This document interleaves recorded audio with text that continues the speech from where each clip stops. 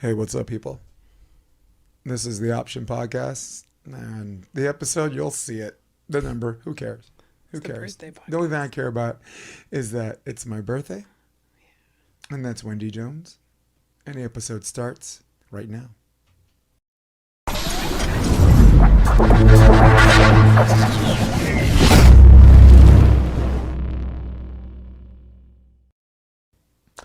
Now, Wendy Jones. We could not have the podcast unless I have this song after the intro. Are you ready? Let's go.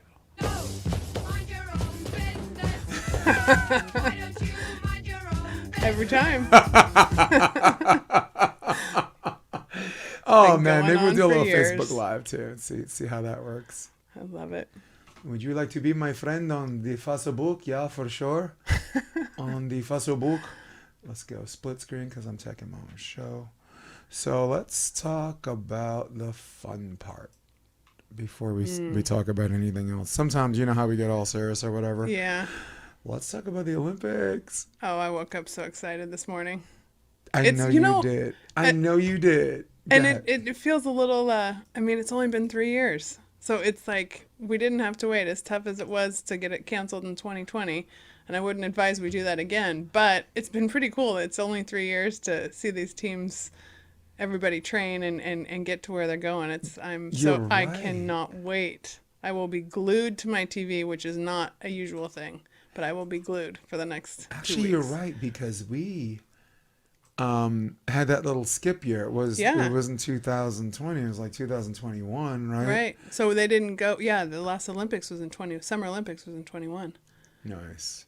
I'm looking this way because I'm see if I can live stream, see who's interested and cares enough to like or hate me. It has been quite the roller coaster ride for me commentating and traveling a little bit, just whatever. But so fun. I want to see if I could show a little bit of discipline since I brought up the Olympics, right? Yeah. And let's bounce back to volleyball in a minute. Okay. But you're a volleyball head like me. Yeah. But you love All sports.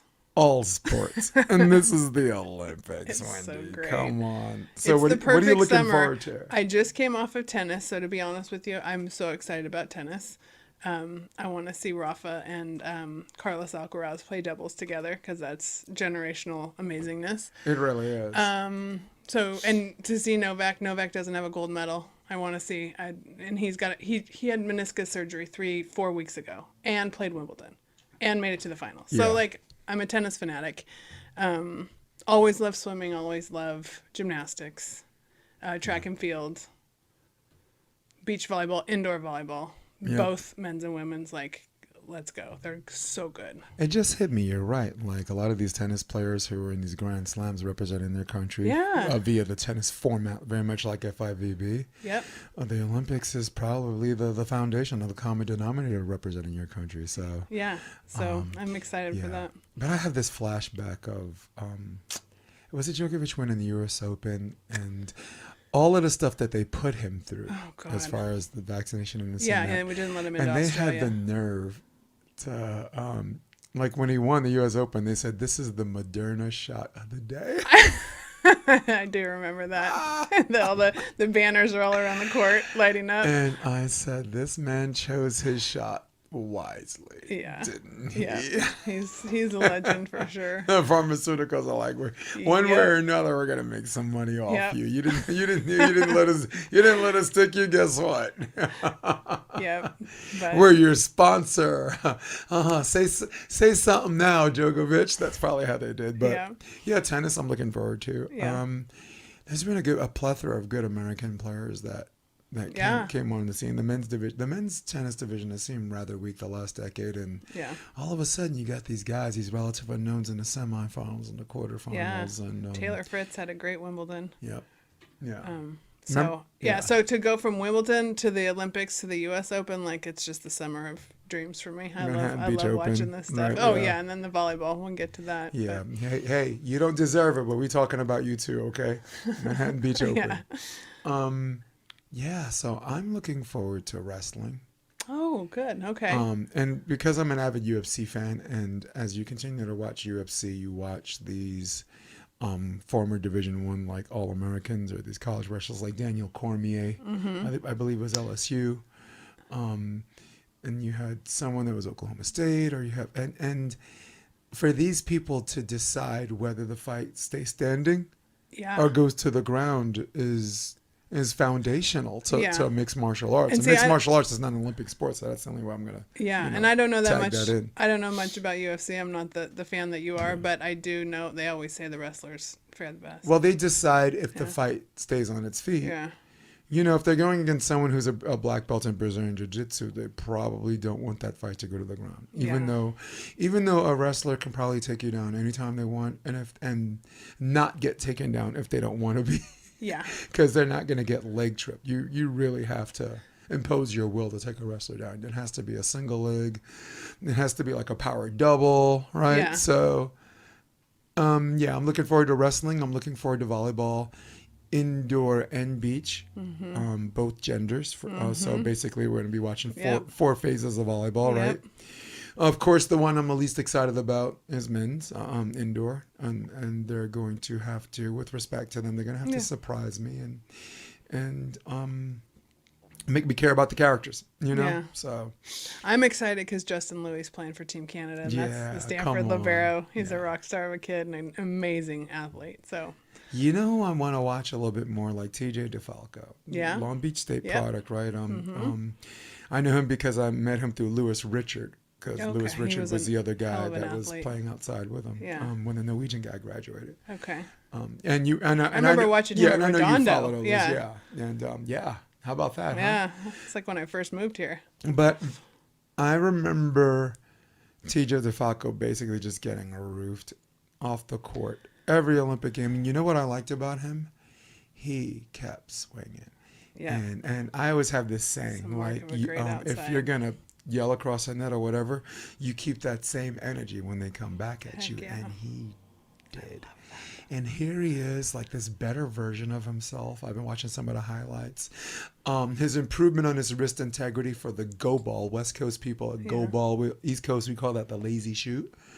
Because a lot of people like the go ball, but a lot of people don't have the wrist integrity to work around just a big guy in your face. Like Jiba and Dante stole the idea from the Americans and just made it their own because they were Jiba was so good on the wrist. So looking forward to TJ. Christensen has been best setter in the world at least 3 of the last 4 years, right? He's just, and I mean flinging it accurately and not just deceiving the block, but delivering a set that the hitter can hit, right? Yep. And then the women, I can't wait to watch the women after last time. I love watching. And watching Karch. Remember that speech? Oh. Remember that speech where the robot feels or the robot felt? Yep. And you know what he did? He said they did it. Yeah. Just kept saying they did it. They did it. Not we. Not I. Yeah. Not even we. No. And he's such a... They did it. You know? Yeah. What a great coach. And like trying to find choking on the words and And I don't know. Maybe I'm just a guilty drama queen. No, there's some great stories on that team. I want to care about the characters. Yeah, there's some great stories on that team. Yeah. You want me to sit for an hour and watch you? I have to care about the characters. Yeah. You know. Yeah. And maybe even care enough to hate the characters, right? Who knows? So. Yeah. Like Trevor, right? Trevor Crabb has been like everyone's favorite bad guy, but you're gonna. Yeah, but I loved. You might spend a lot of money to watch him. Someone beat him or someone whatever. So, but sorry, go ahead. Oh no! I was thinking it wasn't Trevor. It was his brother on the AVP clip talking about his favorite players and talking about Brandy, the best blocker, and Kristen Ness, the best defender in the world. Yeah. So that's a segue, I guess, to the beach. But I'm so excited to watch the beach volleyball too. Taylor said that. Yeah, it was on an AVP clip. I think I saw today. They had a round robin today. Oh really? The From Fridays out at. So 16th Street. Six, yeah. They had 2 pools, 4 players in each pool, and I guess they arranged it where everyone played with each other. And, that's so fun. And the finals game was on was at 11:00. In fact, I'm just gonna pull that up. Who made it who was in the final? I was coaching. Oh, okay. I was coaching this phenom from North Carolina. His name is Benji Andexler. He's only 5'11", maybe 6 feet. Tim Andexler's son, who used to play, who's now a photographer, had marching orders. He's like, I'd love for you to coach my son. I want you to train my son, prepare him. So he came out early, and I ended up coaching him. And, and his partner wasn't here, so I know people, so I threw bodies at him. You know, Peter Cannell, Steve Roshitz. God bless you guys. Thank you guys for so much for just being around. They're in Kansas, but they're here coaching too. Oh, cool. Okay. Yeah. And so that's what I was doing, and that's why I missed it. But always fun. I want to pull up just the names or whatever. So but actually, while I'm doing this, let's talk about, I want to save women for last because I think that's going to take the longest. But let's talk about the men's scene. Let's talk about the team that we already knew that was going. Yeah. Let's talk about Miles Partain and Andy Benesh, and just the momentum they have going in. So if you want, we can go as far back. So their first match, and I'm hearing this from my son, but their first match is against Cuba tomorrow morning. Yeah, and I knew they were playing at 5 a.m., which I will get up and watch. But well, it's my birthday today, so I'm partying all day. I'm partying and you're all not night. I will. I'm just going to party all night and then sleep way. after the 5 o'clock match. Perfect. I'm a USA guy. I mean, I'm a hater by nature, but I'm so excited. But at the end of the day, I'm a USA guy. Here's guys. This is what happened today. This episode's going to come out tomorrow, so you guys are too late for this. But these were the names this morning. Oh, that's fun. So let's do that. Let's just blow it up. I don't know who won, but I know that Ryan Wilcox and Triborn have announced that they're going to be playing with each other the rest of the season. Oh, okay. Oh, Ryan Wilcox, a lot of people don't know. He's looks like a blonde-haired white guy like Taylor, but very much like Taylor. Okay. Hawaii product. Outrigger Volleyball Club, Punahou High School. Okay. He was a gaucho. Oh. Played for Santa Barbara. Yep. So pretty good mixed feel with Ryan being the newest one. Nick Lucena, of course. Always welcome. Cody Caldwell, like the hitman for hire. The man was playing indoor and then grass. The Pottstown Rumble. He was in the finals with Jacob Ratia. Okay. Defending his championship because he won last year's $10,000. Okay. Yeah, that's awesome. And then right back to the beach before you can blink with Sean Cook. Huntington Beach finals, right? Okay. Lost to Taylor. Yep. So very deserving. Yep. All right, let's go back. That's what happened today. That's fun. That's some fun volleyball. Yeah, I was celebrating family birthdays, or I would check that out. But let's talk the men. The thing I like, and you're definitely going to take over after this. The thing I like about both Miles Partain and Andy Benesh is they're unassuming. They don't like. I could skip to Miles Evans, and like when he found out he frog-leapt Trevor and Theo, I was like, I'm looking at that guy, and I'm like, that guy's not here. And my initial thought, no disrespect to him, but my initial thought was he's not there to win. He's just happy. He just found that he's going to the Olympics.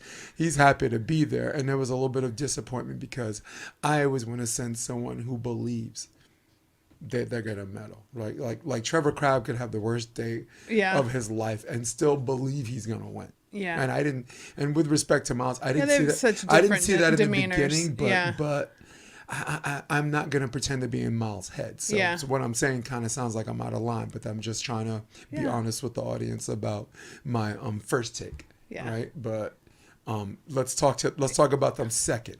But I needed to use them as a segue because Miles Partain and Andy Benesh proves my theory wrong because they don't assume that they're going to lose or win. They're just trying to play quality volleyball and get a bunch of points and get momentum. And I got to be honest, I haven't watched a lot of them together. Right. I really haven't seen a lot of them together, but I know they both stand on their own as amazing volleyball players. And Miles is near and dear to my heart because he's my son's age, and they played juniors tournaments together. Watching him grow up, he's the sweetest kid in the world that would offer you his trail mix sitting there on the court when you're the mom watching your son play, and comes from such a sweet, amazing family. And to see him be where he is just one of those great life stories. Isn't that something? He is an incredible kid, obviously an amazing athlete, but I will be up at 5 a.m. Well, we tomorrow. remember him being in the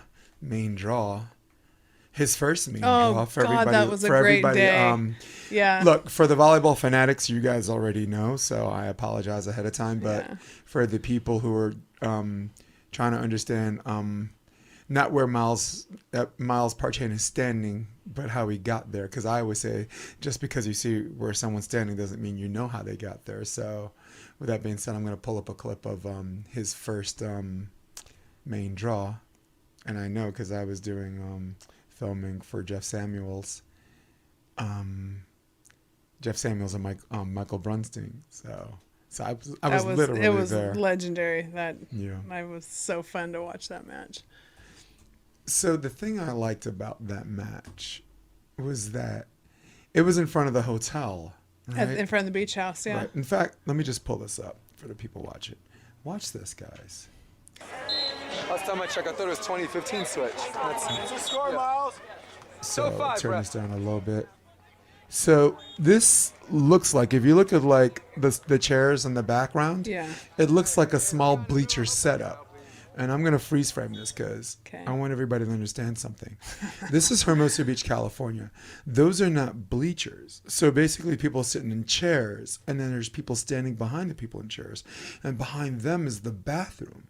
Yeah. So that's a walk down bathroom. Right, that's an elevated building. So people set up chairs on top of that bathroom. That's right. And then the next row of people are standing behind the people sitting down. So it looks like 4 rows of people. Yeah. And it looks like a small, like a small event setup. But this was all 4 sides of the net, with that being the largest, of course, right? Right. On the right side of the screen, you have the hotel, the beach house and the hotel. So everybody who was lucky enough to reserve a room that had the balcony watching seat, down. Yeah. it was literally as close to the strand as you can. So they had the side to side view, is what we would call the money shot. Yep. We're like indoor fans too, right? Right. And this was his first main draw. That was Miles Evans' first main draw. Miles Partain. He was 15 years old, and with his brother, no less, Marcus, who was 17 years old. So, and as I recall, the freeze was an issue, and that it just went on and on because that's when they were playing with the freeze. And see, you remember everything. Your mind on these things is a steel trap, but I remember thinking they just kept having a chance. And, what happened was, it was game 3, and they found themselves up match point 14-11. That's right. And this is 2017. That's right. And Samuels used the freeze. Yep. To chip back and ruin their dream where experience debut. and experience comes in. It's crazy. So then, all right, we talked about Miles. Let's talk about Andy Benesh, right? USC product. Yeah. I don't know if he was an OH or a middle or whatever, but you could probably middle, tell but me. I could. Yeah. I think. I know he played with Cole. He's a good friend of mine. Oh, cool. Yeah, they're friends. Fierce? Yeah. And I just, to see that partnership, I mean, because there just aren't a lot of, big blockers that can do what he can do, and to have that link up with Miles and the finesse game. I mean, I think for 2 years he was kind of a hitman for hire, right? Yeah, exactly. You kept wondering where he was going to land. Billy Allen and amazing blocker, right? Yeah. So, but where is he going to land? Right. So then when I saw that, I was like, oh, that's going to be good. First time I saw him, he played with Adam Roberts, right? Yeah. And then there was one year he played the beginning of the season with Phil. You remember he played that tournament with Phil? That was ridiculous. Ridiculously fun. I mean, yeah. So sorry, I didn't mean to harp too much on one team, but that was the team that we all expected. And when we saw them beat Mullen Sorum in a big tournament in pool play, and then a second time in the finals, we knew that even if the Norwegians crack the code, you can't unwin that. Right. That's there. That's forever. Yeah, so, absolutely. So I'm excited about them. And they're playing Cuba, and they won the last 2 meetings against Cuba. So. Okay. Miles Evans. This is the biggest story. Miles Evans and Chase Budinger frog leapt Trevor and Theo for the 2 spot. Yep. And I was not really paying close attention to that. And so when I read it, I was like, wait, what's going on? Then I had to do some digging. I was shocked, and yet, just for the amount I know Miles, he's such a nice guy. And it's been fun. I mean, I've watched him play really high-level volleyball over a lot of years with, Kalinsky and, different partners, and he's a great player. So to get to rise to that next level of the game, I just didn't even realize they were that close in points. I had no idea. So I was happily, I don't know, it's fun to have a little mix-up. He was also kind of a head-scratcher to me. He'd be the kind of guy, one year in Hermosa Beach, he's in the finals with Avatar, right? Yeah. And then the next year, he doesn't even make the draw, right? He loses in the playing game in a qualifier. And Miles Evans, I love you, but at that time, I was like, from a volleyball perspective, I was like, who are you? Who are you, right? From a personal perspective, he's such a delightful person to hang out with. I met him in 2016 when a lot of people didn't know him. I feel like we did. And now that everyone I met him knew with him, you. Yeah, we did an interview, didn't we? Yes. No. Long time ago. But a year before that, I met him and Mark Burek had a house party. Okay. And Dentler was there, and Miles was there, and then Miles was with Endless Summer, so we ended up coaching together. But that was Bill Kalinsky and Miles. Yeah, that was the there we go. Yeah. That was. So I don't know. I'm excited for him. What an experience to see! Like the American experience was on when they go in and they get fitted, and to have that up and down journey, and then hit this. Can you imagine? Like, what an incredible experience. It's like they're all working over however many years, to get where they're getting, but like to have that just like pop. And I'm sure it didn't seem like that to them, but it's to see it and just have it happen. Like surreal. And it's always so cool because surreal, it's surreal, and it always happens so close. Like these athletes, the trials and then the finding out in the Olympics, it's that fast. So it's that whole, I don't know. I wake up thinking like these kids are living the dream, and I can't believe how many Olympians we know this time. So it's like you can picture you know these guys, and I've interviewed all of them except Inesh. Yeah. Yeah. Partain, he wasn't coming on. He came on a sandcast a bunch of times, which kind of disappointed me. But at the same time, I got my first one when he was like 15 or whatever, and like the coach was like, "Okay, he's shy, so I'm gonna have him like have players with him." So I'm shooting this is the camera shot. He's in the middle, and he's got like two of his juniors players with him on the left and right like this.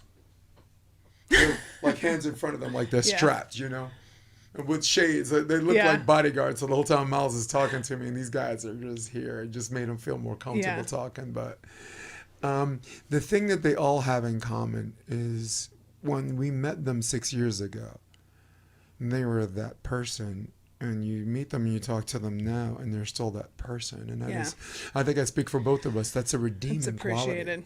Taryn and Kristen the success same. don't change you. Yeah, Taryn and Kristen the same. Every single American. Yep. Yeah, like Bud has seen more of an introvert, but he's been consistently that too. Yeah. Right, that's that guy, and he's just an amazing blocker. One of my most favorite blockers to watch. Yeah. Absolutely love.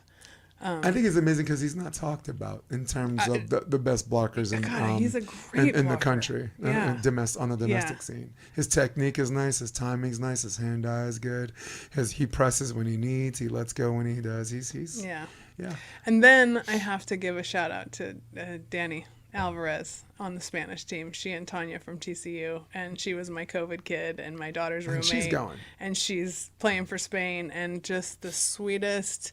And the way, like, their improvement, watching them, and I haven't seen a lot, but seeing where they've taken this in the last year, since graduation from TCU, and just to watch them over the last year, just their level has just ascended, and I hope they're going to go in and crush it. So when you have these international players come play college volleyball here, I had a friend, James Barker, complain like, "Oh, why are we giving these foreigners these scholarship opportunities and this and that?"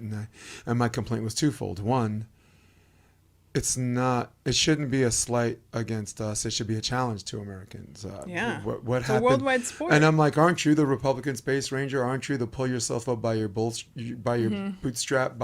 Aren't you the life's tough, get a helmet person, right? And now instead of telling these guys to cowboy up, Yeah.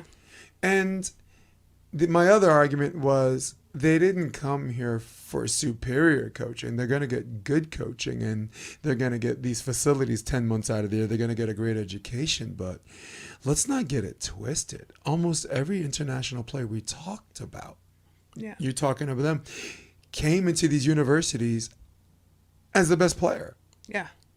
Tina Gradina, right? Anna Collier recruited her, wound up with Dane. Yeah. Let's not get it twisted. And Tina Gradina was the best player as a freshman. Yeah. So what are you talking about? So they have training. What are you talking about? Stealing good training? They had that. They didn't steal good training. They enhanced that coach's reputation. Yeah, because the sports academies over there. I don't know all the ins and outs, but I know Danny played tennis before she played beach volleyball. Right. And being the tennis fan that I am, she sent me a shot of her with Carlos Alcaraz and like 8, 9, 10, 11 years old, something like that, at their little tennis academy that they were in. And it's like, you see where these athletes go? Yeah. They know what they're doing. They don't necessarily need us, but I don't know. I mean, it raises the level of the game. I agree. Yeah. I 100% agree. Yeah. And I do remember a commentator. There was one of the college coaches, because there's college. The coaches are recruiting now because this is July. And anyone who lives in the South Bay, July is juniors month. You have AAUs, the USAs, then you have AVP first, all right? And AVP first just wrapped up today. And my guy actually made semifinals. Nice. What we would call a disappointing semifinals, because he's a winner, and winners want to win the whole thing. Tough, yeah. But one of the coaches, and I'm going to leave him nameless because I keep these conversations private, but the subject matter, he had an issue with a commentator talking about how their college is being outcoached, right? And it involved Dane's team, USC. Oh, they're being outcoached. And his argument was like Maple or Deanna Kraft was the best player, was Tina's partner, and she was the best player as a freshman. And his argument was, like, let's say you're right. Let's say I'm not getting out coach. How about be specific? In what way did this person who came into the school as the best player, and we're still developing our program. How did Dane out coach me? Right? Yeah. Dane could have taken the day off. Yeah. And they still would have won. Right. And I'm not trying to disrespect my mensch, my great guy, my Hall of Famer, my the only male player to have an Olympic gold medal, an AVP crown, and an NCAA championship as a player and coach. So I ain't talking about his credentials, and I wanted to cite that. Yeah, that's a good credential. But that's a good argument. Right. That's my question. If Dane didn't show up that day, and Gustavo was like, "I'm on this court, forget those two," they'd do their thing. Yeah. So, and his argument was, hey, let's switch teams, find out. Yeah. And if Dane still wins, guess what? Yeah. Because when you're a commentator and you say someone got out coached, you have to make sure you're punching up. So that traditional critique is always about punching up. And it always goes in terms of the team that a lot of people didn't expect to win wins. Mm-hmm. And that's code, commentators code. You got out coached because that team you were supposed to beat you. So it's very it's especially if you don't cite the how. Right. You're not a play-by-play person. You're doing commentary, color commentary. Right. How? So yeah. I feel like I'm the only one that gets criticized for things I say. We're gonna talk about that later. Because we're talking about journeys that are a hell of a lot more important than mine. Evans, Budinger, their coach, Ed Keller.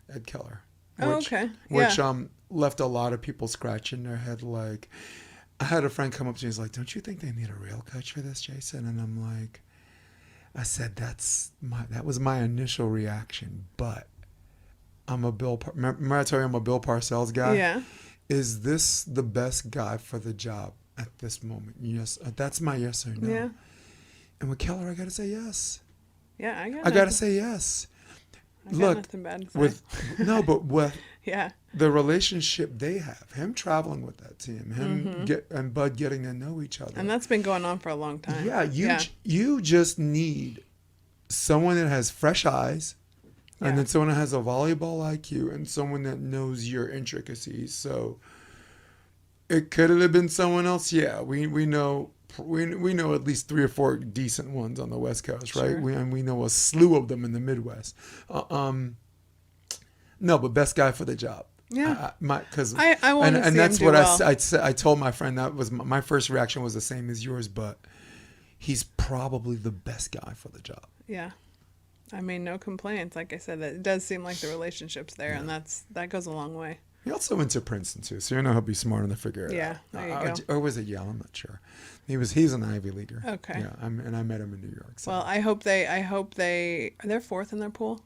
Yeah, I but hope they got a pretty generous. Yeah. Okay. Well, I want to see them rise. That'll be great. I need to find a place to pull up the pools, Wendy. Yeah. We got to see the pools.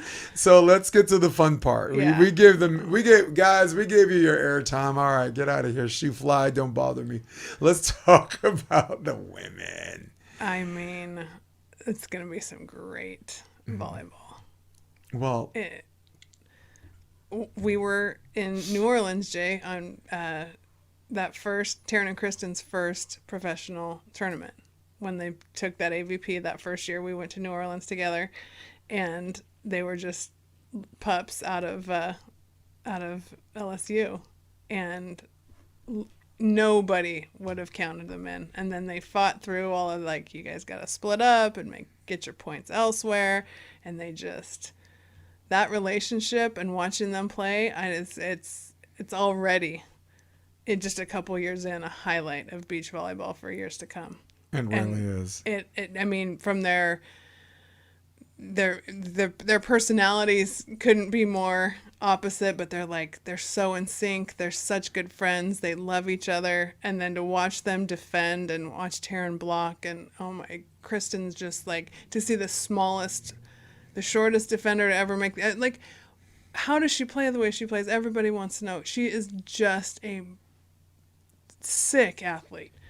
And really is, and locked in mentally like nothing you've ever seen. So I love those two, and I'm so excited to watch them. I am too.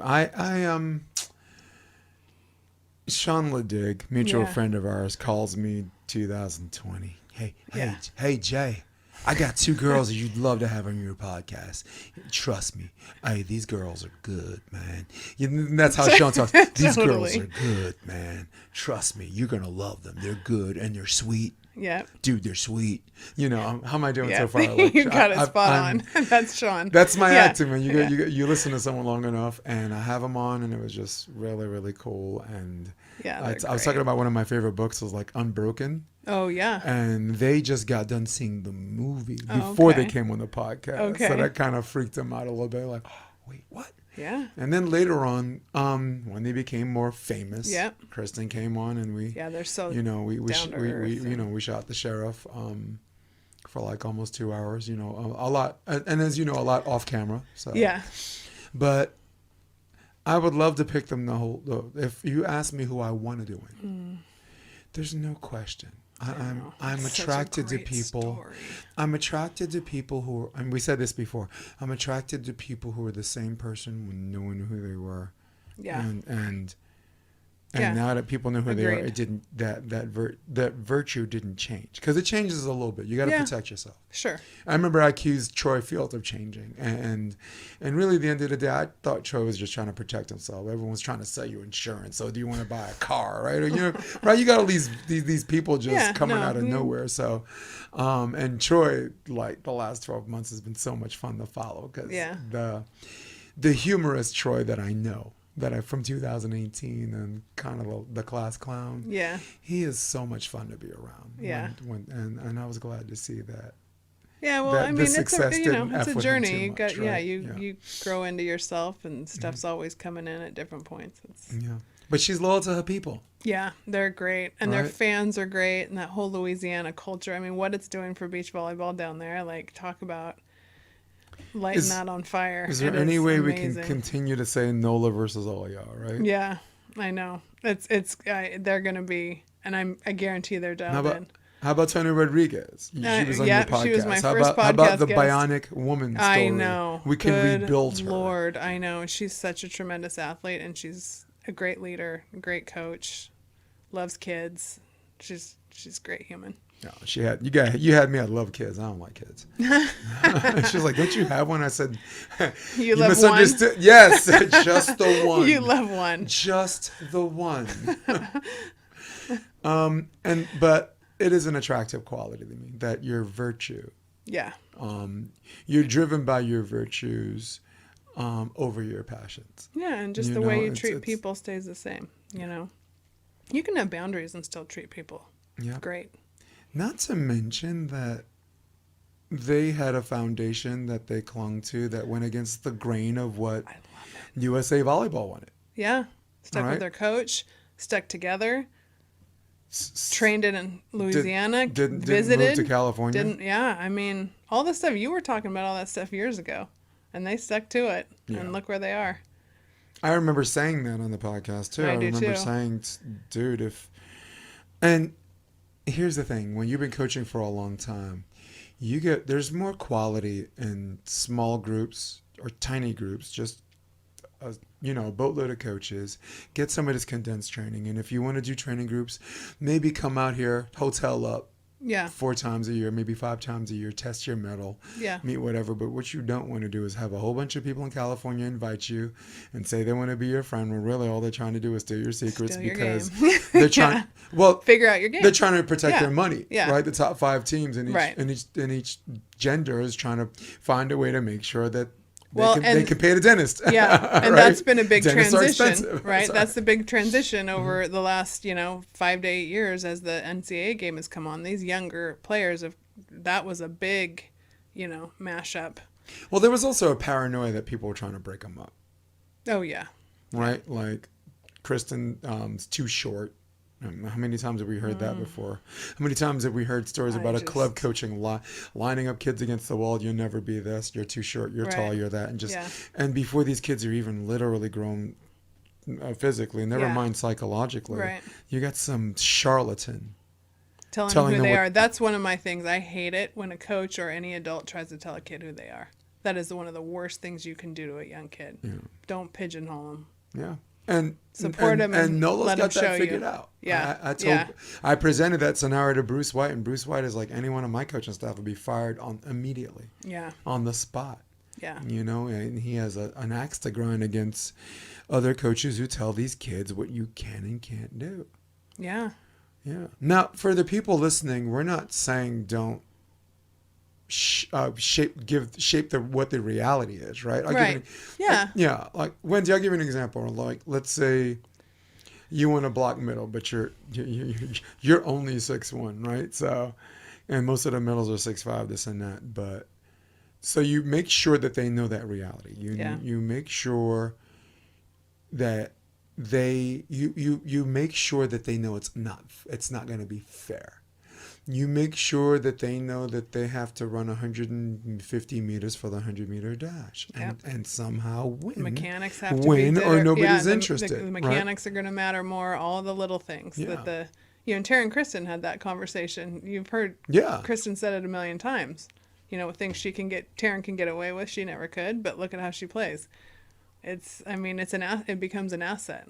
And that's how you get to, there's a million things that get you to that top level, but she has that. It's like you start to see all those little things that just, I talk to parents all the time about, how do I get my kid to care? I'm like, it's so many things that get you to the next level at any level, whether it's, the best club team but all the way up to the Olympics. It's like everything has to hit right. But man, the intangibles on both of those girls, like I wouldn't bet against them. No, and look, the other thing is they Yeah, wow. I mean, you mentioned New Orleans, right? Yeah. That was a They forfeit. won that.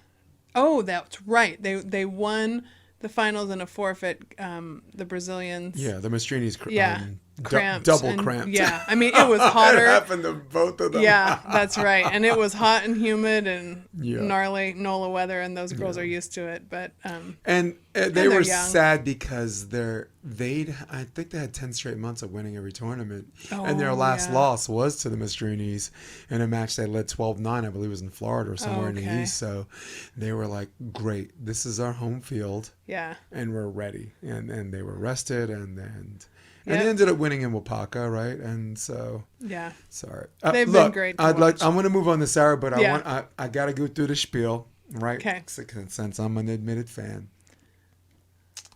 These girls at last year of college, perfect 36-0 record, beat the brakes off of USC 3 times, beat the brakes off of UCLA 3 times. And even though the pair systems were different, this team, God made one thing perfect, and that was their perfect record at 36-0 or 37-0, right? They're in the regional scene. They won every regional tournament except one, lost to the Brazilians, which they avenged, right? Including New Orleans. Their first gold series, Atlanta, qualifier, main draw, won. Okay, they go to Australia. They get the last spot in the qualifier with 0 points. Tried their luck and probably could have lost a spot if they registered. Qualified, main draw, won. The 3-time reigning defending champions for Chicago, the number 2 ranked team in the world, and stylistically, I believe. As far as who I want to win, of course, I will not hide my bias. So what? Go. Right. But I'm not stupid. I know the road to the goal goes to Brazil. I know the path to winning the gold medal has to go through Duda and Anna Patricia. Yeah. Which brings me to the other American team. Yeah. And I mean, as far as NCAA beach volleyball goes, like they were the original pioneers of the dream team. Look at these girls play, and I remember watching them, back down in Hermosa at the championships. I don't even know what year that was, and they're the first rising stars out of the NCAA game that all of the younger girls, my daughter's age and younger, remember. Right. And then Kelly's got Olympic experience. I am so I think about Sarah just finding her way and watching her play with all these different partners and always. I'm Kelly, like, yeah. No, I'm sorry. I just switched over to Sarah. Sorry, go ahead. Yeah. So she played with so many different partners, and watching her find her way, and I would feel like I felt this pang of sadness because you'd see her play, and I'm like, she's so good. Who's she supposed to play with, right? Because she's Olympic caliber, always was, but you got to find the right partner. So when those two came back together, I was super excited. They say life is about timing, and nobody has better timing than Kelly Chang. Kelly pioneering with Sarah Hughes, the 2 golden girls, big smiles on their face, and the smiles that came from a real place, not a phony place, but like a real place. So much fun. Sarah Hughes has always been like one of the better ambassadors.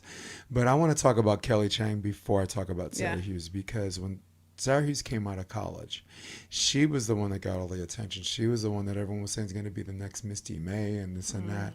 And the whole time Kelly's there, and they respect her, and the respect for her is as profound, but not equally as profound. And Kelly wasn't being talked about in the beginning to the same degree. Yeah. So when they broke up, wound up with this partner, no problem. We're going to the Olympic Games. Wound up with Betsy Flint. Are you kidding? That's one of the only 2 real killers in the game. I'm going to play with Betsy Flint. So, I remember she played in her Norseca qualifier with Carrie Walsh, where they split block, So she impressed the heck out of me because she found success. That's almost not fair. Heightened success. Mm-hmm. I can't emphasize it enough. Just high level. Yeah. The creme de la creme success, no matter who she played with. Yeah. Right? And now that the honeymoon's back on. Yeah. I'm just gonna admit she's far from my favorite player. There's some things, whatever, but put some respect on this woman's name. Make sure that you talk about both of them equally or highlight the hell out of Kelly Chang. Yeah. She is, I have a new respect for her, a respect that she deserved, a respect that she's earned from her peers and the fans watching. Yeah. They're going to be fun to watch. They're going to have a ball, Right. and I would not count them out either. You take Sarah. Talk about Sarah. Well, like I said, I've just always watched her and just been amazed at her. I mean, some of those clips out there of her defending are some of the best volleyball clips that you get to watch. So, and just not knowing over those years, like who, she'd tried different partners, and I can't name them like you. She played with Emily. Well, she played with Summer Ross. Oh yeah, early on, and they won in New York. I think they won. Yeah. Maybe, I'm not sure. But then they that did wasn't win going to too. continue, and so to watch her after And that. then Brandy Wilkerson. Just the two the nice girls team, Yep. right? And Sarah actually hit a little bit of left side, right? Amazing. Yeah. Sarah was mostly right, and she hit left side, Okay. so Brandy could hit right. And Yeah. look, when you can set each other and just run back sets, you can play whatever spot you want. Just This take is care of true. the first hit. So. Yeah. And she's always had success with everybody else, not to the same degree as Kelly. So in that respect, the expectations, Kelly, to the fans' expectations, caught up and passed her. Yeah. But now it's the perfect storm. It is. They're exactly where they want to be. They won the Worlds, right? Yeah. They won the Worlds, so They're right there. Which, by the way, was an automatic bid. So, of course, there's something to be said about literally punching your own ticket. That is cool. It's an automatic bid if you won that. Okay. And the two deserving teams are going to the Olympics. Yeah. Because the after the Worlds, the big money tournament at the end, the finale, that was like the biggest money, Kristen and Taryn won. So was that so one weekend after the Worlds. Okay. Was that Switzerland? Where was it? Maybe. Yeah. But yeah, I mean, we're represented so well on the women's side. It's crazy. And I strongly believe the path to the gold has to go through Brazil.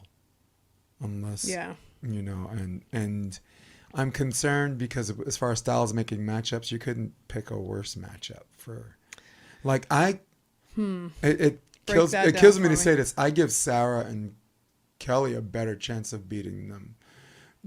Yeah, because they ride the option, which disrupts at a higher rate. Yeah, which disrupts the heck out of that Anna, defense. and it gives Anna Patricia fits. Yeah, and Duda's not always good. Sometimes Duda's doo, right? So and Kelly's nails on that. I mean, it's so pretty. Their coaching staff, Kristen and Cloth, are really good at cracking the code. Yeah. And after 9 tries, they did beat him the last meeting. So they did beat him. So that's it's like an exhale. Like, okay, so we can beat this team. Yeah. Because they're like, it sucks being number 2 in the world, and we're like hosing everybody, and then we run into this team every time we lose every time. So beating them. Was an exhale, and that had a lot to do with their coach, Drew Hamilton, who doesn't like to fly. I don't even know. Yeah. I don't even know how they got there. What did they do? Did they stick his in a canoe or something? And he's on the megaphone. Stroke. It's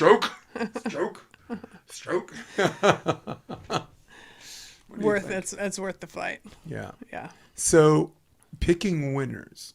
Yeah, this is uncomfortable for some people because they're like, I just want to see good matches. I don't want to pick winners.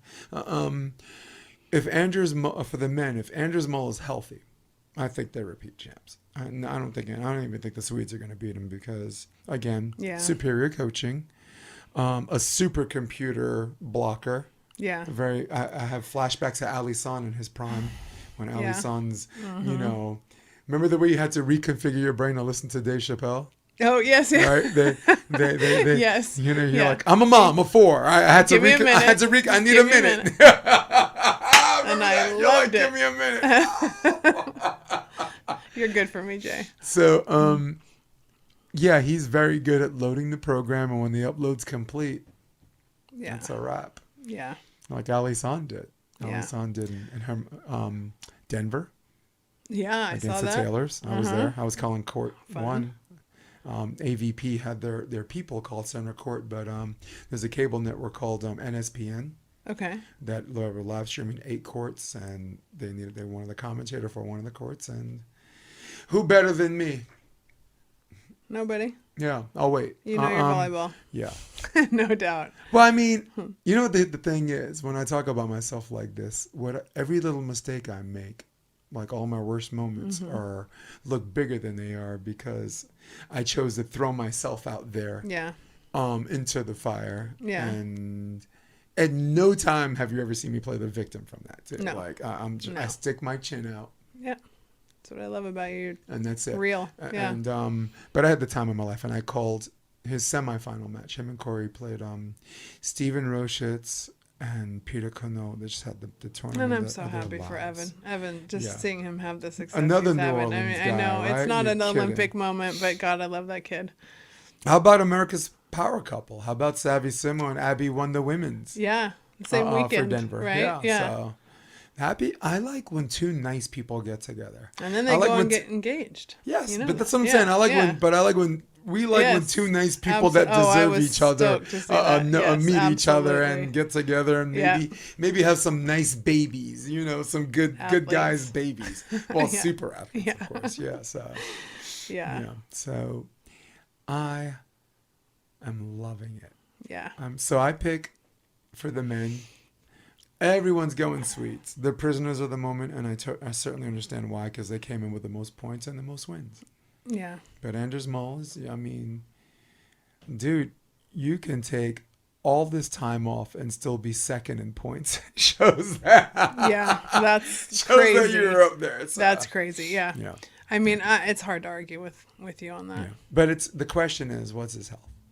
Yeah. Anything. And that's the thing. That's that thread in the needle. Like, how do you get to the top? And at the right time, peaking at the right time, no injuries or injuries under control, because we all know everyone's beat up. But do you have an April Alex flashback from that as far as playing the best ball at the right time? Yeah, for sure. 2020? Yes. Yeah, and they were out there the other day. We were, the mom court's playing, and you've got Sarah and Kelly on this court, and April and Alex on the other court, and it's like living in Hermosa Beach. I think I have that too. Yeah, it's freaking great. I think I can pull that up too. Just some highlights of that. That was it was a USA send-away game, like a send-off game, and it was Tony Richardson was part of. Tony Rodriguez. Oh yeah. Was also she's playing with Gina Urango, so it was Which I love that. Yeah, it was a 4-team round robin. Okay. Not 2 out of 3, just 2 sets. Okay. 2 sets, and just let her rip. And Sarah and Kelly beat up April and Alex the first one, and the second one April and Alex won. So. Since I'm in the mood to show everybody video. Yeah, that's freaking champions and new moms. I love this. There she is. It's great. That's April. Oh, by the way, when it's all said and done, let's watch one play. Yeah, look at the score. They're just she had a medical timeout and they just had to bounce back. So that's set 1. Let's skip ahead. Set 2 is a little bit different. Check out the score. Now we're playing evenly matched volleyball, right? Yeah. Mm-hmm. And I believe I'll get the final score, 16-12. Yeah. So it was two teams on the world class level. The reigning Olympic champions, right? Yep. Not defending champs, but the reigning champs. Yep. Just getting it in. Yeah. April's on my. I love watching a good comeback, and I'm telling you, I mean, I started in any sport, Dara Torres and swimming. You watching April and Alex come back like that. Those are just great. That's too fun. She's on my GOAT list, right? Yeah. I want you to consider just doing the gauntlet, right? You win a silver, you come back, you win the bronze, you come back, you win the gold, right? Yeah. So I call that the Ricardo gauntlet. Yeah. Because that's that's what Ricardo did. Okay. And the partners she had, like having Carrie at the end. Yeah, Cassie and then Jen Carrie. Kessie. And then Alex, who predominantly was only a couple of years removed from playing professional indoor. Yeah. So, yeah. Well, she had. I'm actually going to end this live video and then restart another one. Okay. I'm just using it as a hook, and I can hear my computer hollering, my tower hollering right now. So what else? Let's talk about the Olympics. I want to talk about. Go ahead. How far have you always been an Olympic fan? Like, have you been an Olympic junkie your whole life, or is this more of a? I can say as far back as 1984. Okay. That was men's my track, first. 100-meter dash. Amen. Watching Mary Lou Retton. Yep. 84 was right? huge. Swimming and the diving and all that stuff. Greg Louganis, 88. Yep. And it's weird because I didn't get into volleyball until 88, the men's team. The Marv Dunphy team. Yeah. And then, when I started getting into the sport, then I turned back the clock and then started watching the 84 matches after that retrospectively. But you're a California kid, so. Yeah, right? but that was about my, I love the 84 Olympics, and we boycotted in 80. My mom swears, I was born in 74. She says, you sat on your grandfather's lap in 76, and I couldn't tear a 2-year-old away from the TV.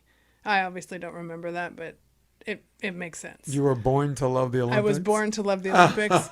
and so 84 was just huge. And then the volleyball, like that's kind of around when my volleyball interest started. Yeah. So that 88 team, I remember that. Yeah. All those posters were all over my wall. So, and I love Marv Dunphy. He's a freaking amazing coach. I've asked everybody who's come on my podcast that played for Pepperdine. Mm-hmm. Or played in the Olympic team. I think Stork and Stewart League played for Pepperdine and played for Dunphy. Yeah. In 88. So that's a double dose. But I asked Tom Sorensen. I had him on. What does Marv Dunphy mean to you? That was on the record, and it's the only recruiting trip. Started crying. He was very emotional about it. And he was apologizing for crying, and I was like, that's the only recruiting trip of Luke's that I wanted to go on. Right. Because I just wanted to. John Mayer. Talk to Dunphy. Think about it. John Mayer. Think about Sean Rooney. Mm-hmm. Guy lives up the block, Greg Schenkel, who played with Tom Sorensen. I played with his sister. Yeah. And they all said that this man is a phone call away from anything you need. Literally, like old school. Don't text, pick up the phone, he'll pick up and they'll talk. And all of them were pretty much parroting the same sentiment about how they feel about this man. And he really took like everything, all the good things from the 84 team and just made the offense a little bit more innovative. Got people out of their comfort zones. I remember they played Brazil and this outside hitter was like murdering everybody. And they moved Karch to block and set. And they moved Jeff Stork to hit outside like block or whatever, just so, because Karch had a better... I guess a better jump, but a very... it's weird when you have short guys that show you the tape and then just the way they can just take it away. And you think you have an over the top, but you don't. You got to block. And it worked. And I really admired Dunphy for, everybody's like, no, if he's front, he's supposed to play this spot. And he's like, says who? So... Yeah. So he was a traditionalist and at the same time...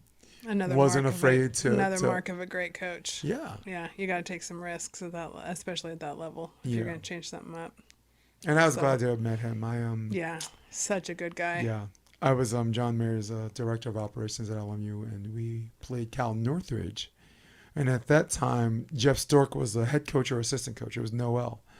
And when I saw him, I freaked out because when I converted from an outside hitter to a setter. I watched videos of Jeff for about like a year and a half. We had the same, he was taller, but we had the same like wide shoulder builds and we're both left-handed and it's weird for a New Yorker, a hater from New York like me who sees Jay-Z or Madonna walking their dog is like, so what? Yeah. To me, to see Jeff Stork and just go, Jeff Stork! Totally. Oh my God, Jeff Stork! And then I know I've told the story on here before, running into Karch Karai at the Tokyo airport when I was 14 with a team of all my little volleyball player girls. We were traveling some international tournament and he was as cool as he could have been. And it was, I don't care about actors either, but that running into him was life. Yeah, it was amazing. So you know why? Because actors don't really change the way you live your life. An actor may inspire you to do something on a very temporary basis, right? Like, maybe you'll see a good Morgan Freeman movie and then all of a sudden you start being nicer to people. Or maybe you just take your wife to dinner or whatever. And it's sometimes it's indefinite and sometimes it's temporary. But when you have a player, you're like, I want to mock this guy because I want to get better. And I'm watching videos of him and I think that's going to make me better. Then you run into him. It's like, and when he saw me coming, he was like, oh, geez, like, here we go again. But we, because I guess I'm certainly not the first and I certainly won't be the last, right? But nope. Took the picture with him, Dunphy, Mayer, and myself. Great picture with a bunch of Yeah. from the cool kid school. Totally. Yeah. I love it. Yeah. What's Luke up to? What's your Stanford Yeah. graduate? Well, I got guys, her son. Hold on, her son is starting libero at Stanford. Finished his senior year. Talk to me. Played 3 different positions during college. Oppo, right? He was oppo and outside, and ended up at libero his senior season, and was a captain. And that group of guys, I will be forever grateful. I'll always be a Stanford volleyball fan. What a special group of guys. How about Will Rotman, right? I mean, and absolutely off the hook, that whole team, to see those guys have each other's backs through everything they went through, and watch that. Now, next season's going to be interesting, because next year's going to be, you're going to see the effect of the cut of losing seniors, because there's no right? seniors next year, so they will not have a senior class next year, and that's gonna. They're still a great group of guys. Like, the young ones are very talented, good guys, but I mean, they graduated 10 guys this year, or 9 guys. Jeez, So wow. It's but I'm so thankful for the support and the way that having that crew around him, and he loves them, and he's doing great. He's gonna go back for his master's next year, but no more volleyball. So I want to give you a little bit more of the floor about take the audience through the journey of something we thought was the most significant thing that happened, and I think you know where I'm going with this. One of the significant thing that happened at Stanford, that was supposed to happen. Yeah. We got people listening. Take us through that. Well, it was 2020, and so you're taking a bunch, the 2020 grads that just came out of losing their high school season. So my son was going in as a freshman, lost his high school season, didn't have a high school graduation. Everybody's quarantined, locked down. I remember I was driving over on Inglewood, and he calls me and says, "We got a call, it's coming in," and get on this call, and next thing you know, 11 sports are cut. So it's not just the volleyball team; it's the wrestling teams. Yeah, wrestling was huge. So you have teams that have won national championships. They're all Olympic sports, and 11 teams cut with the school that's literally making. And I know they're not supposed to spend their endowment on sports, but they're making $1 billion a year in interest on their endowment. So there's not a lack of money. All of those sports, we got them back. I mean, we fought all year long. Every single person you would walk into on the street, on the beach, you're never getting these programs back. Schools never bring the program back that they cut. It's everywhere you went. And amazing group of alumni. Yeah. That 36 strong alumni group was absolutely epic. It's a really strong group of parents working behind the scenes. The athletes banded together and brought it back. And it was hard for me for 4 years. Like, I had a hard time wearing Stanford t-shirts for a while, because I was behind the guys and I was behind the coach. But it was the donations that poured in are funding those programs, Right. And I don't know, there was a lawsuit filed in the end, and Stanford says that it didn't have anything to do with the lawsuit being filed. I'm not so sure I buy that. Me neither. Yeah. I don't think... you're out of options on what else it could be. Yeah, because in the end, that lawsuit got filed, and then that May, so it was between July of 2020, and we got it back in, what would that have been? July of 2020. Got it back in May of 21. Yeah. Wendy, can you appreciate why everyone was telling you that it wasn't going to happen? For sure. Because in the history of college cutting sports, I remember talking to Reed. I can't even remember an instance where... I got to have a conversation. I talked to Reed Pretty, and he was on the LMU team when they cut the men's team there. Yep. And even he was... It's not going to happen, right? Yeah, because it just doesn't happen. Because I'm trying to not be that brave and say it's never happened. Maybe it has. I didn't do my research on that, but I can't remember an instance where somebody saved 18 sports. But you know what? Because as my son does call me the optimist, and I am the optimist, right? But so even that, there's so much footage of that last game at BYU. And that was the only place we got to watch volleyball his freshman year. The only place I saw live volleyball was when we had got up to Utah, and they lost to Pepperdine in the first round of the MPSF, and that was it. the tears and I just had this feeling. I was like, it's not over. I Right. just always had that feeling. And I remember telling him, and just hang in there. And so it was not a month later. And I'll That never is forget the video, the guys running up and down the dorm hallways, just screaming their heads off and bouncing off the walls, so excited.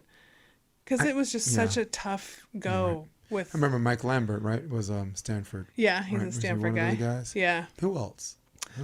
Furbringer, I mean, our Olympic... Right. Matt was yeah. part of that group leading the charge. Yeah. Right. And it wasn't just volleyball guys. It was all of those sports, the 11 sports, Right. and all the alumni from all the sports that pitched in and just said, don't. Also, not to mention the other guys, the alums that played against Stanford. Jason Olive on my... Well, it's I bad for the was whole from men's it, yeah. game. Yeah, I mean, it really is. And if you start having schools like Stanford cutting men's volleyball, like everyone was saying those types of things, and then, fast forward, 3-4 years later, look at how the game's growing, right? I mean, it's just expanding in huge And also, ways. I believe they made the MPSF finals. Yeah. Two of the last 4 years. Yeah, sophomore and junior year. Yeah. Yeah. Now, they knew that was their only path because their season was up and down, but they knew. Yeah. Winning they the suffered the MPSF was the only shot at them they getting suffered a the bid. mid-season slump pretty bad most years.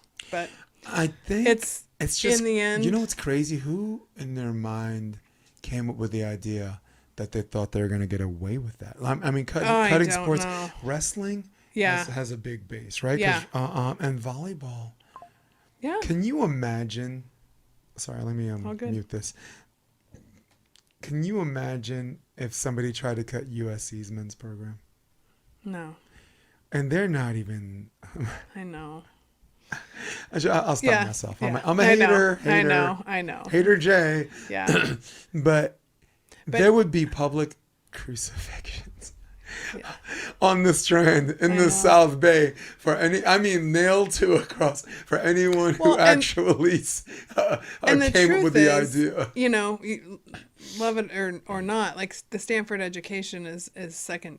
There's not another degree that you're going to get and play volleyball. So even if you wanted to play volleyball, you had to leave and then disrupt. Even if you wanted to go back and get your degree, like you've disrupted your whole college experience because they did that. They recruited you. They brought you in as an athlete. Student athlete. Yeah.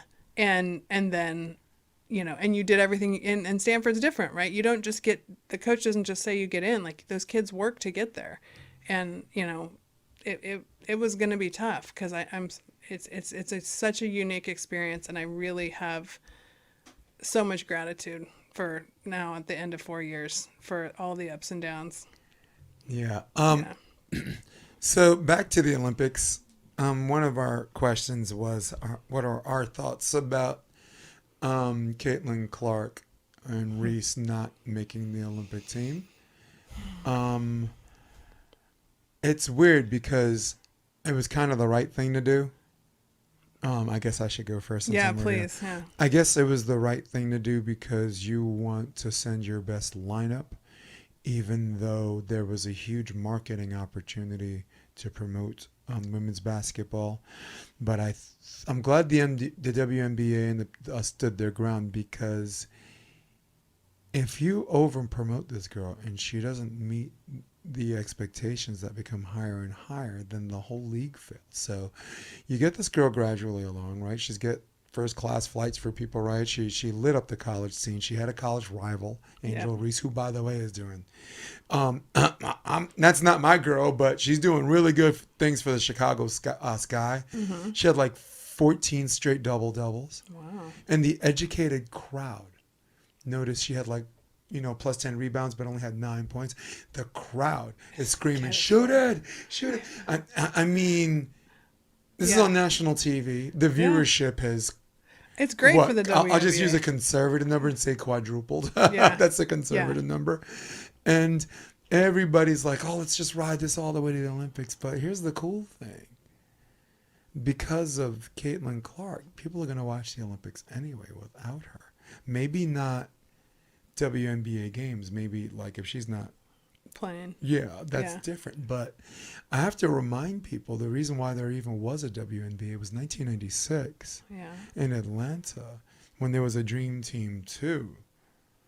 The girls the people that stole the basketball show was Lisa Leslie, a woman dunking a ball. Was Rebecca Lobo, UConn product, Cheryl Swoops, right? So people have to remember the reason the league was even created is because these girls with their behind the back passes, their ball handling skills, and just the fire that generated the interest in the first place. So, your thoughts? I mean, I think Caitlin Clark has been such a class act to handle the pressure and because they're painting certain pictures, and I mean I just love how she didn't take the bait. She just plays her game. Still not taking the bait. Still cool not. As a cucumber. She knows she has to show up. She knows they're gonna throw shade. Like it's just, and she does her thing. And she's human. Like they love to say, "Oh, she had a bad game." Like every athlete has a bad game.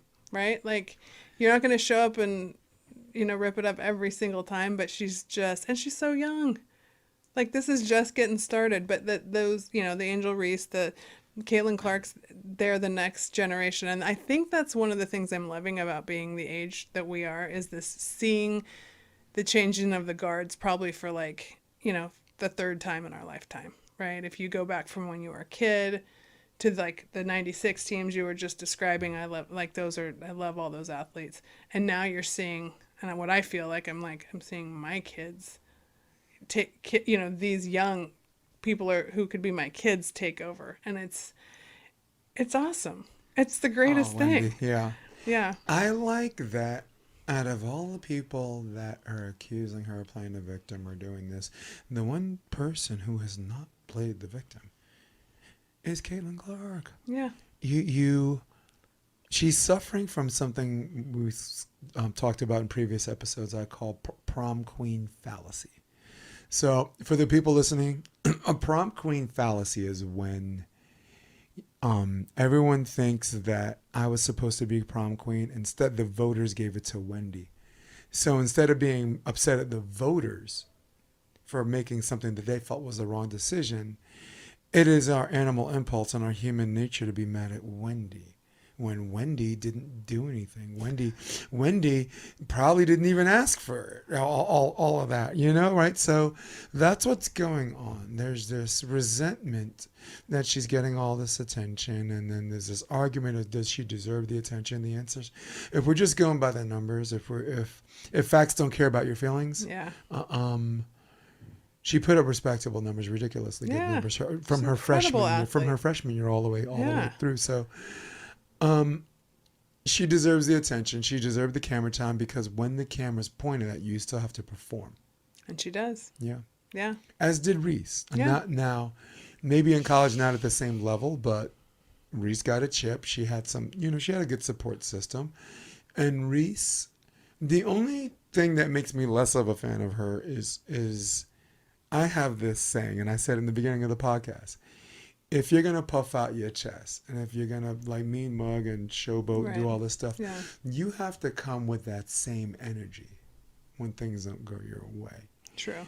And on various occasions, I've seen her cry, oh, they're picking on me, they're doing this. And I'm just like, for me, as a commentator, and it's my least favorite thing. And this generated, I made so many enemies from the Pottstown Rumble because of this. The tournament I was commentating. Right. Yeah.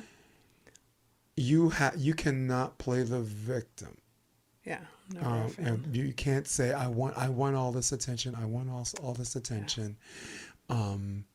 Yeah. Like for example, and then when stuff doesn't go your way, look for the first thing to blame someone. Yeah. For example, Conor McGregor, right, was known for being this obnoxious fighter, right? Yep. So you're this obnoxious fighter, right?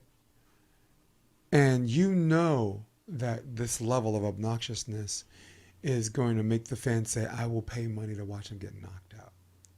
Right? Because that was your goal to begin with. Then, they're going to pay to watch me. They care enough to hate me. Yeah. Right? Yeah. Now, with that being said, if you get knocked out, don't say, oh, all these haters are pouring on me. Conor, to his credit, said, I love a good knock. I'm good. Yeah. I'm not even a fan of his. That's not my style either, Yeah. And it's not like I don't like people who are, out, put themselves out there. There's just a way to do that doesn't, I don't know, like, you're winning and you're being a jerk about it. Like Coach Carter once said, since when is winning not enough? Yeah. Because I remember he was coaching the previous game. Guys that watched Coach Carter, remember that game where team was talking crap, then they started talking crap back, and started celebrating, kind of like blew him out, and then the next practice, Coach Carter's like, "Oh yeah, let's go," and then Coach starts dancing, high five. Then he sticks his hand out, "What the hell's wrong with you?" That was a great movie.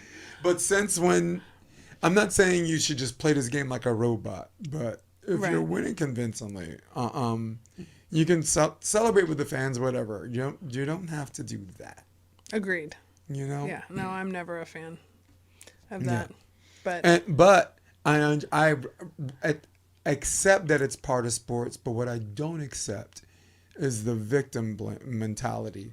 Yeah. When it doesn't go your way. And I'm all for. I love it when the personality comes out. Nobody forced you to make that choice. Right. You chose them to. Yeah. Victim mentality is not personality. Right. Yeah. Victim mentality is not personality. I love it when the personality comes out, but I don't want to see, it's just not a winning mindset. It's not going to. But with that being said, Angel Reese found a way to promote her brand. Yeah. She's got little kids that look like her, that look up to her.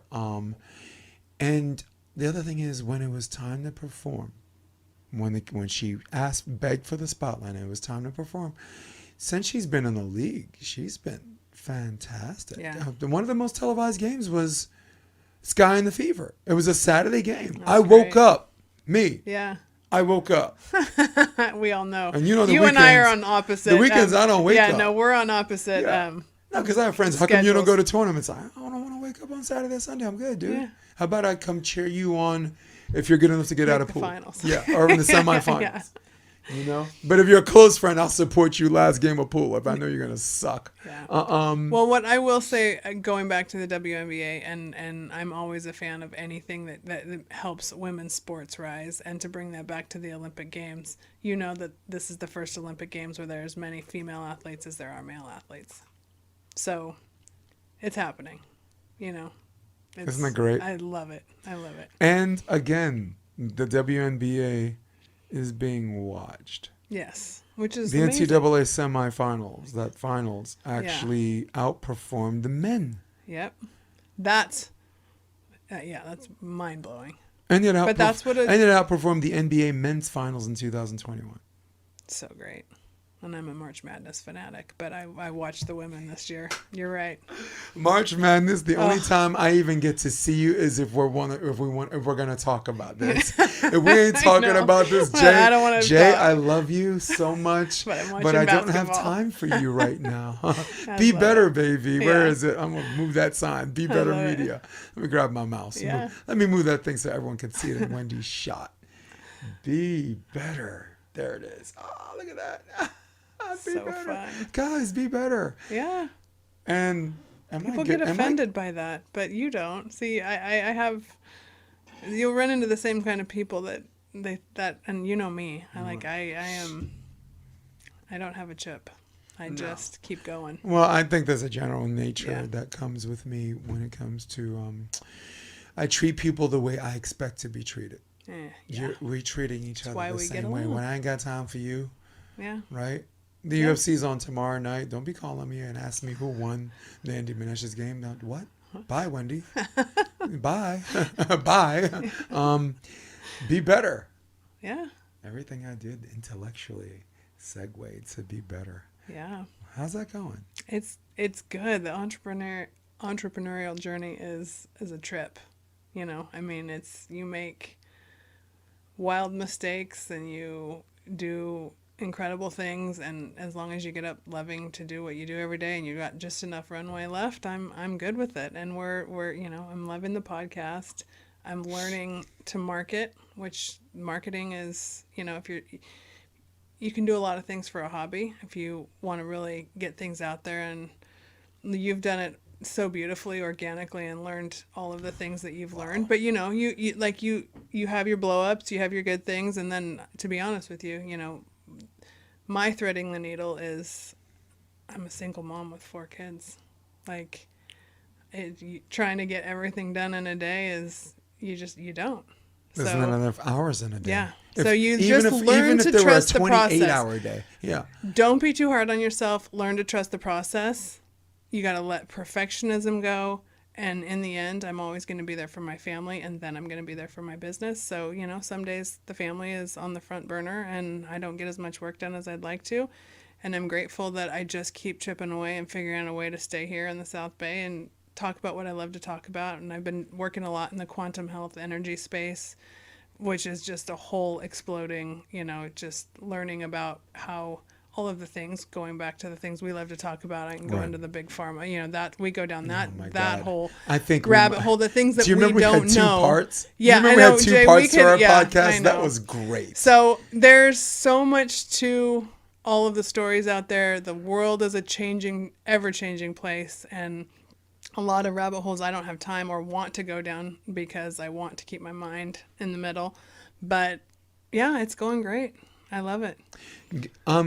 For our audience who don't even know what Bebetter Media is, I guess they've been living. I am not. I guess they've been living under a rock. The marketing is a. No, but give me 2, maybe 1 or 2 or 3 things that Bebetter Media is about. I know you're deeply involved in health and wellness. I know you're deeply involved in making people better human beings of ourselves. So what would be what would be I don't mean to say it this way, what would be your sales pitch on just having everybody understand what Bebetter means? My North Star is generational learning and healing, and I really believe in connecting people through stories of different generations and how we can learn to be better by learning what someone else did on their path ahead of us. Nice. And when you really start to lock in on those stories, and they all center around sports and health and wellness and just how we connect as better people, and then the relationships get better. It's weird, Mark Burek is the founder of Better at Beach, right? But his personal philosophy is very, very in tune with yours. He's he went from this hothead player, in which a lot of people didn't like, to just this fantastic human being. Always wanted to help people. Always willing to, through his wheelhouse, to what he believes he knows best, and he does. Right. Turns out he's a pretty good coach too. Right. He was helped out Hagen Smith on Manhattan Beach last year, semifinals. Hagen Smith and Lily Weber. That's Burek. That's so good. Burek in the antenna. That's Hagen, and that's there. Well, Hagen made the semis in Chicago, but Manhattan Beach is kind of a different and enigmatic animal for the people who live here. Right? Nuts and Chloe, they're fine, you can have Manhattan Beach, I'll to Chicago, but Hagen is the son of a legend. Totally. Whose father is St. John. Name is etched in the boardwalk, right? Yep. Followed his father's path at UCLA, ran a 6'2" like his father ran a 6'2" with Karch, right? So Hagen ran it with a guy named Micah Maha. Maha, who is where? Where is he right now? Where is he? He's with the Olympic team. He's in Paris. Is he in Paris? Yeah. Well, we could talk about out-of-system volleyball and really steer us off the cliff. That's where I catch up with those guys. Those were 3 bad mother. I ain't cursing on this podcast, but man, I had Gage on the podcast. I caught a little bit of that. Yeah. Oh, but the only thing I'll say about them is I knew Gage could play D because I watched him play at Hawaii. Yeah. I didn't know he could hit. I did not know he had a hand cannon for a left arm. That's awesome. These guys playing grass threes, traveling, so many stops, playing the best teams around. Wapaka just murdered, Pottstown Rumble has a threes tournament, murdered that too. Just you had no answer for those guys. Yeah. It was crazy. Yeah. So fun. No, but Hagen and Mark Burek, reeling it all the way back to the better. Bebetter in volleyball. He's the only adult camp right now. Really? The South Bay only cares about juniors and adult professionals. Yeah. Nobody cares about a person that wants to play And so many volleyball. people want to learn to play volleyball. I see people out there all the time, and I'm always so grateful. I was telling the girls I play with the other morning, I'm so grateful I'm going to be 50 years old and know how to learn to play this game young. Because trying to learn now, I have so much respect. You do see people out there learning it at this age, and it's But it's because it's such a great social sport. Doesn't matter what level you're playing, everyone's always having fun. That's what I love about volleyball. Well, the thing that players who become coaches need to learn right away, there's a way you're taught to play, and you're trying to teach that because it works for you. And for reasons we're still trying to figure out, it doesn't work for everybody. You gotta have different ways to say things. Yeah, I mean, might work better for juniors who are learning it from the ground up, but trying to teach someone to unlearn something that they believe works for them, and they're giving up all this control trying to do it this way, and they don't feel like it's helping them. In some cases, they feel worse, right? Like, no, and you do for a while. Yeah. You change something, you feel worse for a while. Well, I had a long debate with Oz Borges. Yeah. Who's this Cuban player. Yeah. He's a skill set Nazi, just a skill set guru, Yeah. just in a certain way that plays. So he's teaching a knee down technique, and I actually jump in with the kids just to see if I can do it, and they're like, Jay, it's this way, Jay, it's this way, and I'm like, relax, guys. I'm a coach. I'm not a player. I'm just jumping in. I want to see what it feels like. And they're like, well, the way you're doing it is going to tax your legs, and you know what I'm saying, you wear yourself out faster if you do it your way. And I said, and the kids were there, so I saved the conversation for later. And at dinner I said, what you're saying is false, because if the way I do it is the only way I identify with, my muscle memory, my legs don't wear out. Yeah. It'll wear your legs out because it would be something new you're trying. Like, if you remember, Karch Karat never wore knee pads because of the way he dived. Yeah. He didn't hit a knee and dig first. He would just literally like crouch this and that. And no one would ever accuse Karch of being tired or like running his legs ragged from doing it another way or just his way. So I think the point I'm trying to make is that some of these people who want to educate the youth, and some of these people who think that they have the gift of gab, and a lot of them do, you have to know that there's more than one way to skin a cat. Let's go back to Dane Blanton. He was on one of the previous podcasts where we talked about Tina. Yeah. Tina Gradina, who's playing for Latvia. Her godfather, Aldis Lucis, is my volleyball mentor, so there's 2 degrees of separation there. But she's something we call a goofy foot. So for the audience listening, on goofy foot is when, if hypothetically, if you hit with your right hand, and if you're taking a left-hander's approach, we call that, it's an old surfer's term called a goofy foot. Yeah. So for anyone that plays a sport, if you're throwing a baseball, right? Yeah. And if you're right-handed, traditionally you put your left foot forward because that gives you the torque and the momentum, right? Yeah. Now, if you throw with your right hand and have your right foot forward, you can still generate some power. Maybe you're naturally strong, but you kind of limit your range, and you kind of limit your some things that you can and can't do. So Dane, I'm sure, maybe for a short time, tried to get her to change the steps, and was just like, no.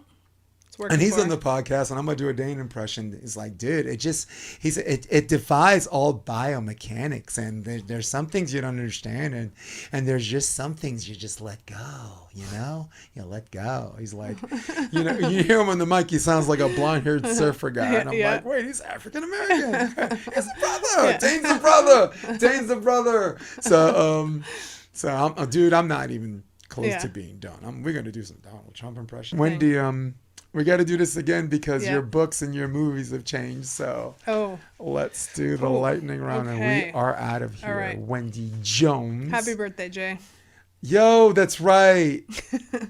It's my birthday today, guys. It is my birthday today. She's right.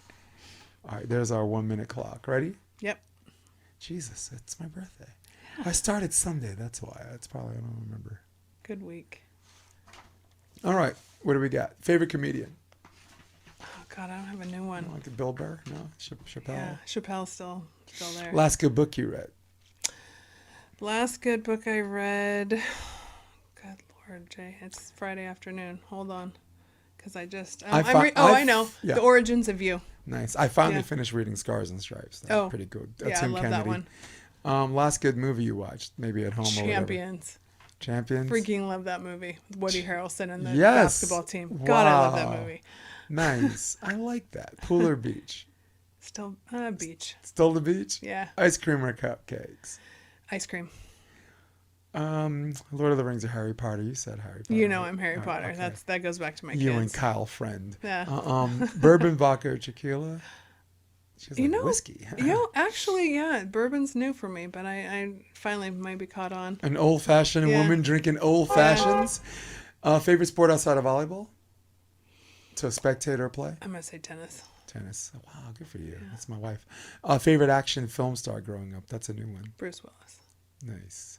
Favorite conspiracy rabbit holes? To be continued. That's a big one these days. For me, JFK assassination. I don't think Biden's a robot yet. No. So Jimmy Dore, before I go ahead, this he has an impersonator, right? Hi, this is President Joe Biden. I'm running in 2024. And he's like, wow, Mr. President, how's that going? He's like, how's what going? There you go. Yeah. All right. Let's plug in your Be Better Media. People want to know more about Wendy Jones. People want to know about more of Be Better Media, the Optimist Journal. Yeah. What's going on? Bebetter.life. Great spot to come for all these stories. My podcast is What I Meant to Say. And we're just doing great things for generational healing and to connect parents, athletes, and coaches. So if you need stuff for your kids, I'm a very experienced coach that can help you navigate a lot of things. So in life.